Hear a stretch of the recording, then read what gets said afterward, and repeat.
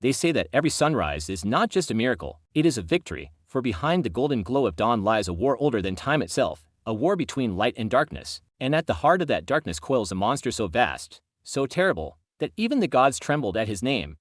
Apep, Apep, or Apophis as the Greeks would later call him, was no ordinary serpent. He was the endless snake of chaos, born from the waters of none before creation itself. While the gods brought order to the universe, Apep was the shadow that lingered, the hatred, the destruction. The hunger to unmake what had been made, his body stretched for miles. His scales blacker than the abyss, and his eyes burned with fire that devoured hope. Every night, as the sun god Ra journeyed across the underworld in his great solar bark, Apep awaited him. He would rise from the depths, his jaws wide enough to swallow worlds, his hiss shaking the stars, his only desire to drag Ra into his coils, to swallow the sun whole, and plunge existence back into eternal night. But Ra was never alone. With him stood mighty gods, Set with his spear, Mat with her feather of truth, and legions of divine protectors. Each night, as mortals slept, the greatest battle in the cosmos raged.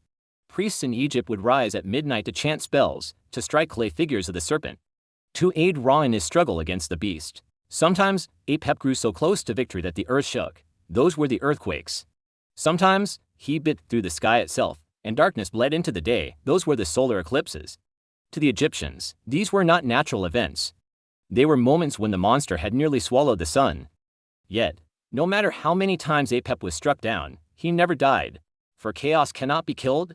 He was cut, burned, bound with chains, stabbed through the eye, and still, he returned. Each night, he rose again, waiting, hungering, striking, and so it is.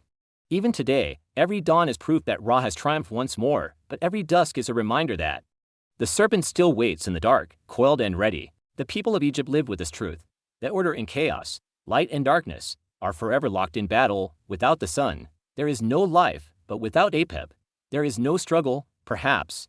In some terrible way, the serpent was as necessary as the light he sought to destroy. So the next time you watch the sunrise, ask yourself, did you just witness the victory of Ra, or are you only living in the brief pause before Apep strikes again? Tell me in the comments.